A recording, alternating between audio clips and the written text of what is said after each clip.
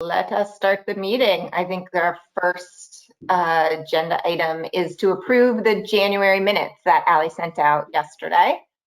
I'll give everybody a minute to review them if they haven't yet.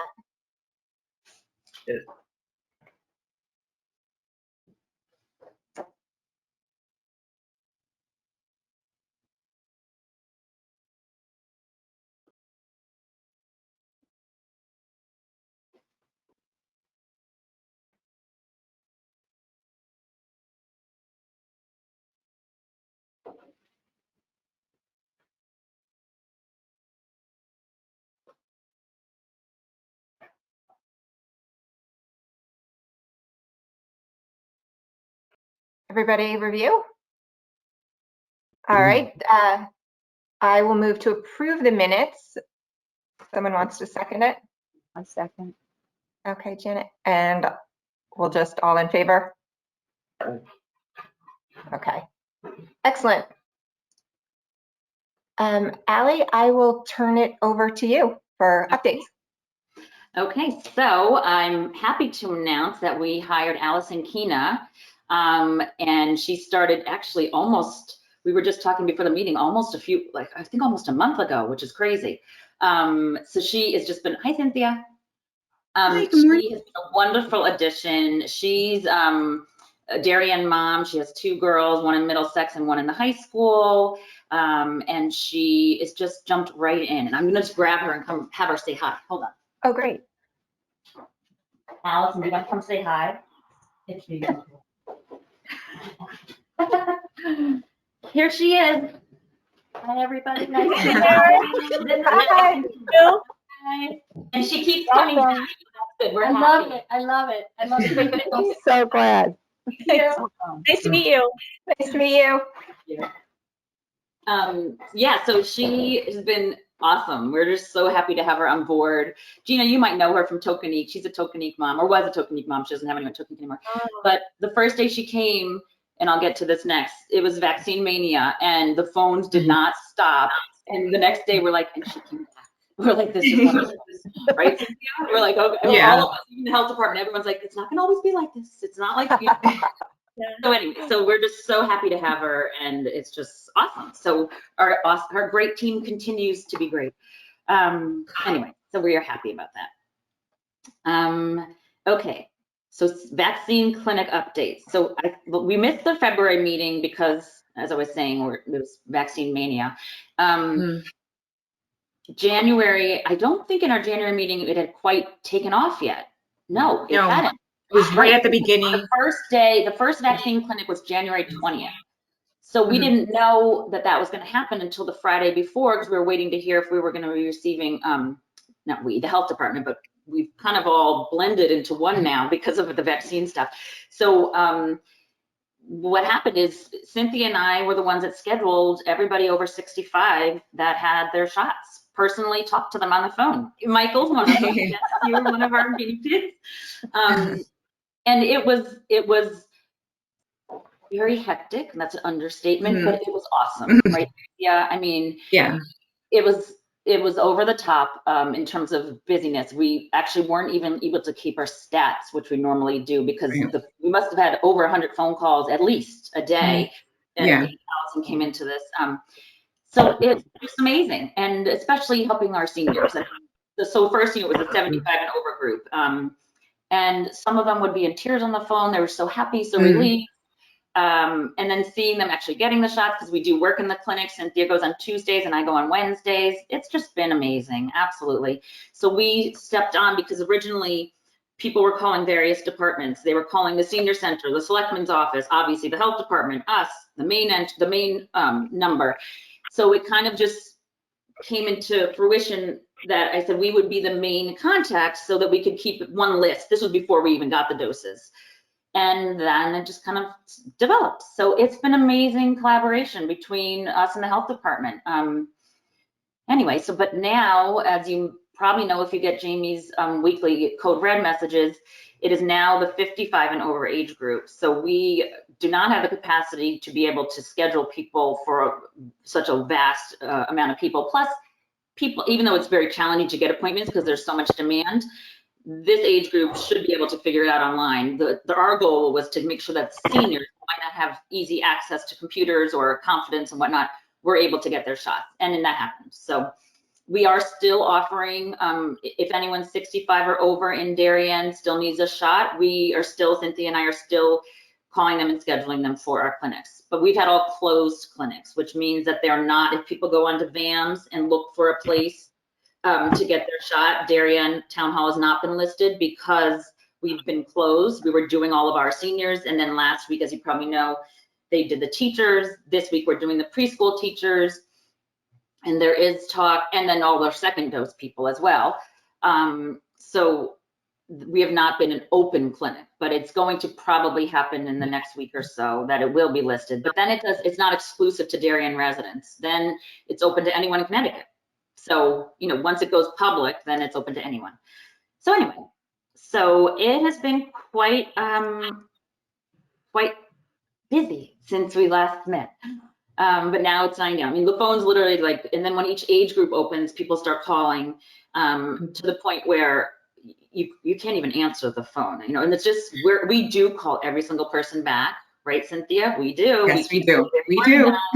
Call in order that the calls are received. But anyway, so it's been an amazing experience, but we're kind of glad that it's dying down in terms of our physical involvement, like literally talking to everybody on the phone. So anyway.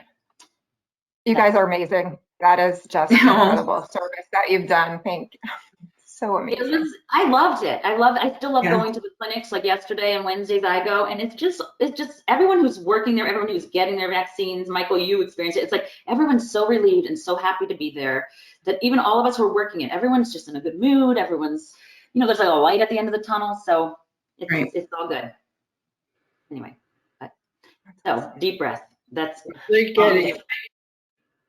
What's that? It was great getting it. Right? It's a relief. Did you get your second one already? I can't remember. I got the second one also a couple weeks ago. So I'm you're good to go. Good to go, and I'm even going to get a chance to see my kids from Washington are coming up. They've had their shots. Oh, nice. Oh. See, that's now nice. So happy to get I haven't seen them in a year, so. Oh. See, this is what Cynthia and I are like. Oh, this is why we love doing it, because we're like, exactly. It's right, because that's what they'll tell us. You know, I can see my grandchildren now. I can see you're my savior, my angel. You know. Yeah, we got really nice to hear that. Oh yeah, that too. Like, this is all good. Anyway, so that's where we're at. Any other questions about the vaccines? It's been an amazing collaboration between the two departments. So. Do you need any help with that in terms of answering phones or anything? Well, now, thank you for offering. Now we're okay. Way back when, it was just like, this is what I was saying, that Allison joined us right in the midst of the craziness, and it was like, please, she would just jumped right in and wasn't overwhelmed or intimidated, believe it or not. So we're good right now. Thank you. Actually, I didn't even turn the volume down on my phone because that's what I've been doing at times, because it just rings so much that we're like, I can't even listen. But so we're good. Thank you. Okay.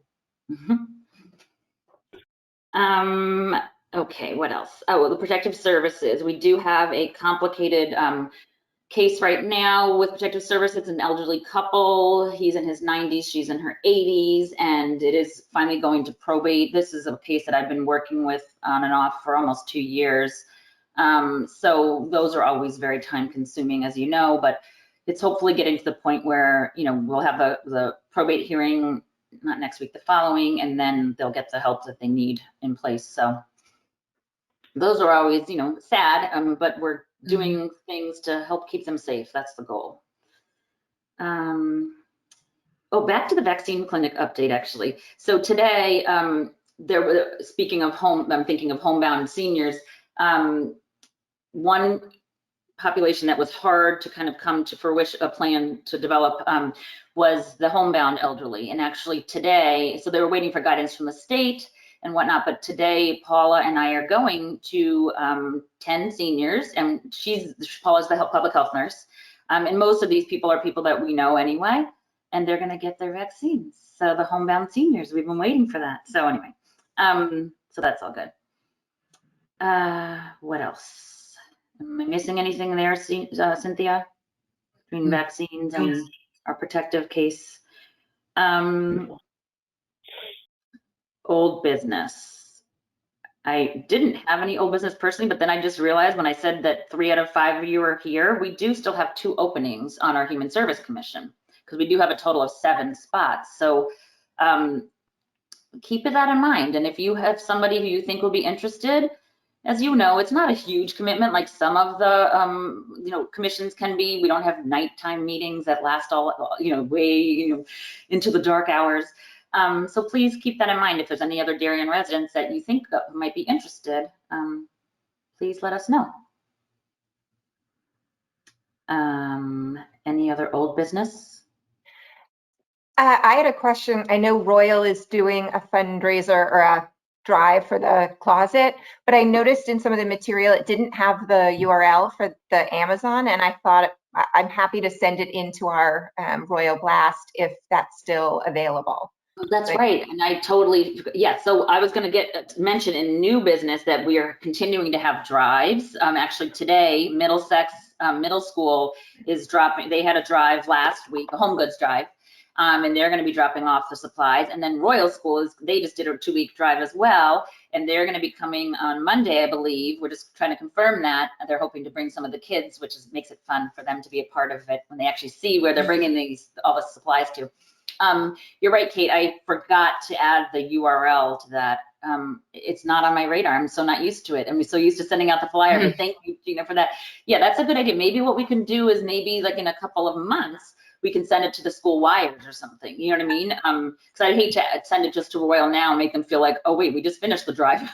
And now but that's right. I have to keep that on the forefront of my brain because it's. Do you want me to send out a blast to all? I have all the wire email addresses. I could just send a quick blast to everybody, just reminding them that the link is there if you want. Yeah, well, maybe we should wait a little while just since we had all these drives. I don't want people to think that we're just constantly, soliciting donations, although we always are appreciative, obviously, and welcome them.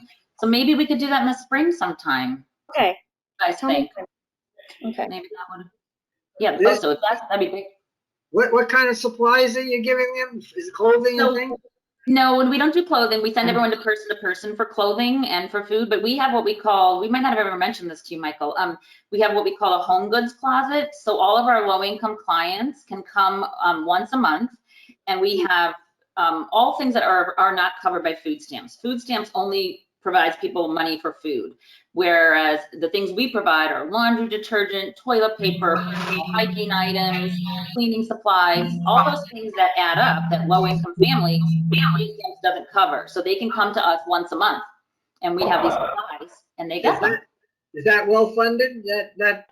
Yeah, donations. It's primarily donations, and the schools this year in particular have really amped it up, and they've been having drives so that they get the kids involved.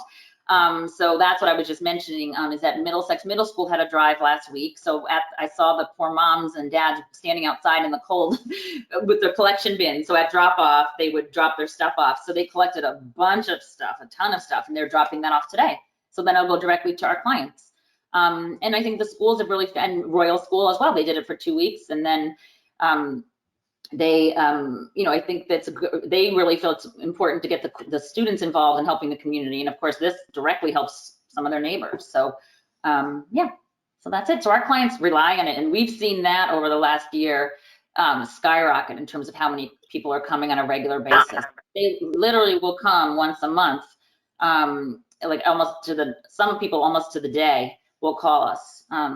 So what we used to do is let people come in, but now we basically get it packed up for them based on how many people are in their family, and we bring it out to them. Or occasionally we'll have, if someone might come into the hall, we'll leave it on the bench, but we're making it happen the way we've been doing things for the past year, just kind of getting creative. Yeah, so that's a program that's in great demand in our department. Anything else about that, Cynthia? No. One new thing that I probably would have added to the agenda, but it only came up yesterday, I believe it was yesterday, that do you guys, those of you who've been on the commission for a few years, do you remember a couple of years ago, there's something called the Medicare Savings Program, which helps low-income seniors. The state helps pay for their Part B, which is their outpatient Medicare, which is on average about $110 a month. And if your income is in a certain threshold, then the state will pay for that, which is a big difference if you're on a limited income. It also will help cap how much your copays are for your drugs, and it will help pay for your monthly drug plan. So it can be a great savings for low-income seniors.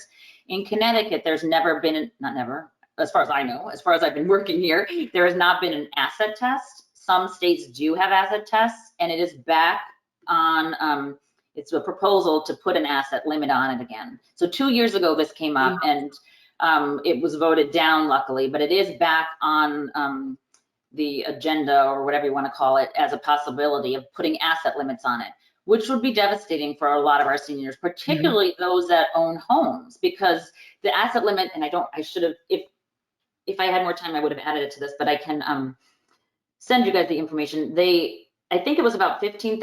Does that sound right, Cynthia, for a single person liquid asset limit, and maybe 25-ish for a couple? For a couple. That's not a lot, especially if you're a homeowner, right? You have no, God forbid your roof or your furnace or something major goes. So that there's about 200 seniors in Darien who are on the program. So that is something that SWACA, the Southwestern Connecticut Agency on Aging, is trying to rally all the towns and seniors to write to their local representatives and whatnot. So I can't remember if we wrote one from the commission. I don't remember. I think we did. I think we did. Right? Yeah. And it's a form, there's a form letter, but what I'll do is I'll forward you guys all the letter I received or the email from SWACA, and maybe we can send a letter, and I'm also going to bring it up at the Commission on Aging meeting next week.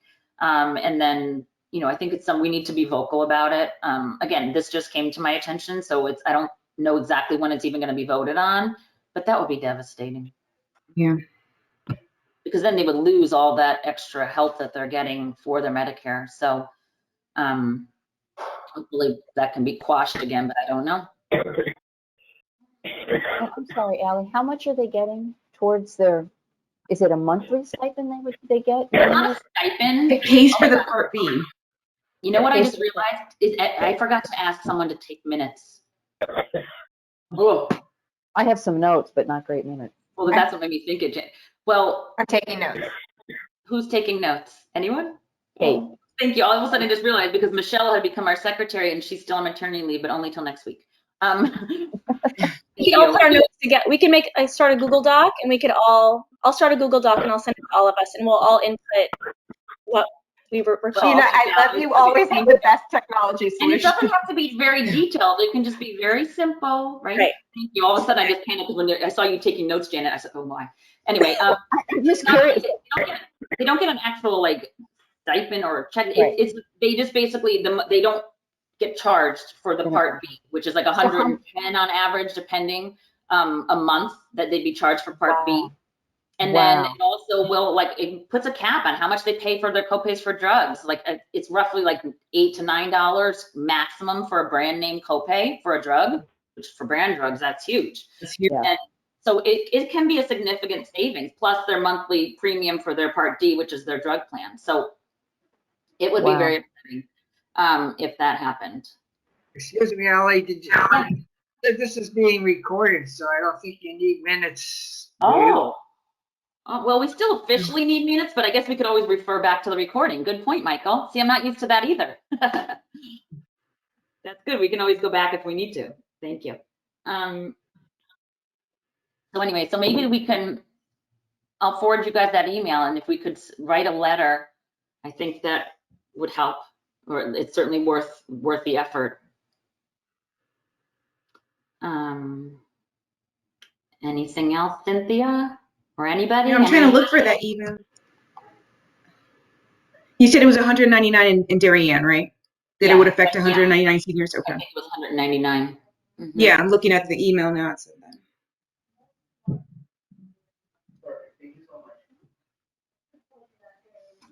Okay, anything else? Anyone? New business? No? Are there any other needs that have come up that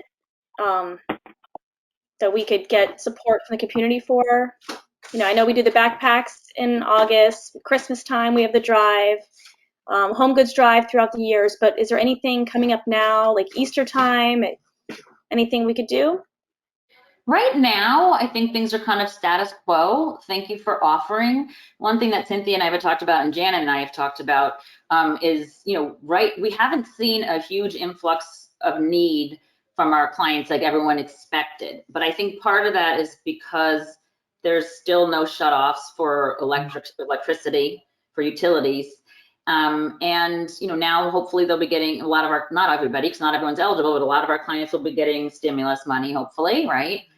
And unemployment can be continued. So those things, even though it might not be a huge amount of money to most people, that makes a big difference for someone who's low income, and if they plan wisely, then that can stretch it out, that can make a difference. So Cynthia and I were talking and saying, like, we are nervous to think, eventually the Eversource is gonna have to recoup all the money that's owed to them. We have not had anyone ask for help with their Eversource bill, which is in a normal time is rare. But now, so I am a little nervous thinking that there's been that security that there's no shutoffs, and eventually Eversource is gonna have to get paid. And if you have like a $2,000 bill and you get a shutoff notice and you get shut off, you also have to pay a fee to get it started, to get it back on. So I hope that that's not the case, because the clients that we work with on a regular basis, we hope that they know to come to us and we've said things to them over time, not to let it snowball. But I don't know. We have the budget for that? We're funded for that? Well, we still have it depends on how much it is. We don't have a lot of money necessarily in our budget. We have some in our essential needs still, but we do have the money that the community fund raised back in, was it last March that it started, Janice? Janet. It was, right? I think it was about last March. It was like right when the pandemic really came to, things started escalating. So we still have funds in there, which is great. We also have, actually, I forgot, here's new business.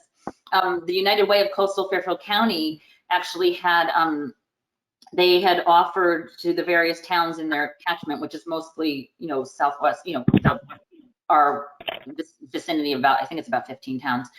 And we could apply for a grant, and I did, and we got $4,000 that we can spend on COVID-related expenses for clients. So we have till June to spend that. So we do have that pool of money as well. My fear is that if we have multiple people coming with $2,000 bills, we don't have the funds for that. So I don't know, quite honestly, what would happen. But maybe that won't happen, I don't know. But it is kind of lurking. Eventually Eversource is gonna recoup their money. Those bills don't go away. And you have to spend that money by June? The $4,000 we have to spend by June. Yep, by the end of August. Yep, that won't be a problem. Yeah, so we can use that for whatever, but primarily it'll be for rent and, and then if utilities become an issue, then those will probably be the most things that we'll use it for. Allie, we haven't written a check since. In a while, I know. Right? So what Janet's talking about is the money that they raised, for the Touch of Life Fund, which is money directly for us for human services. So yes, we still have that money. So we do have funds. Depends on what the need is, which we can't predict. Where's that again? Touch of Life, what is that? Touch of Life is a fund. It's at the community fund, and it's only for Darien residents. So we raise money for that fund.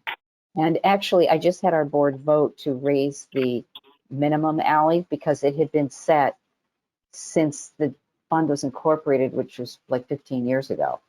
And, times have changed and COVID happened. So we've actually doubled that.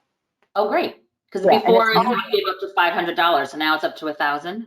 Great. Yes. And it's always at my discretion. So, we take care of folks. That's what it's there for. That's used for what purpose again?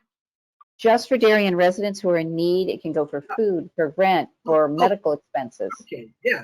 All right. Primarily, a lot of it a year ago. People ask us for help with. Rent is usually the #1 thing, and then utility bills for the most part. Yeah.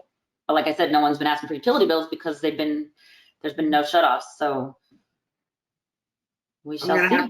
I have to learn a lot. Yes, we'll educate you.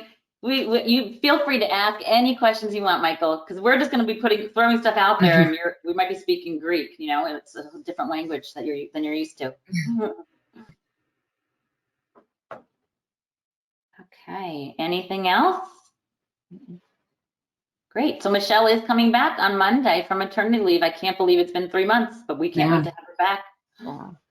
Time's been Wow. the last year, but certainly the last few months have flown by. That's incredible. Yeah. Did you mention the family dinners? Oh, no, that's new business. That's new business. So, Corbin, the Dairy Inn Foundation reached out to me, and actually we're going to be meeting with Sarah Woodbury today. Remember when Corbin Cares back in the spring, and Janet, you were involved in that too, because it was a collaborative effort between multiple organizations, provided the dinners to our families. You know, when the restaurants were shut down, well, not quite shut down, but they were not open. They were just open for curbside. So they actually just reached out to us last week, and we might start a second round of that for our families, that they can get the restaurant dinners once a week.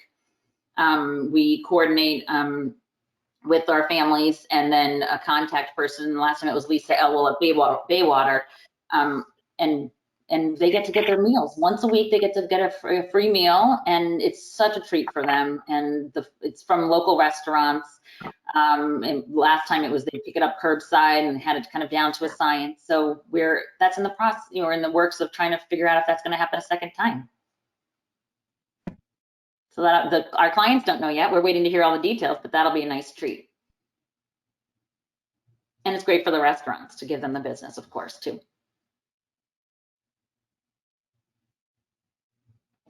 So, all right, that's all I have. Thank you all for joining. We need to move to adjourn. Oh, All right. Officially, do we need to move? Right. Move to adjourn. Okay. Okay, all in favor? Aye. Excellent. Thank you all. Take care. Thank you, Allie. Thank you, Suzanne. Thank you. Bye. Thank you, everybody. Bye.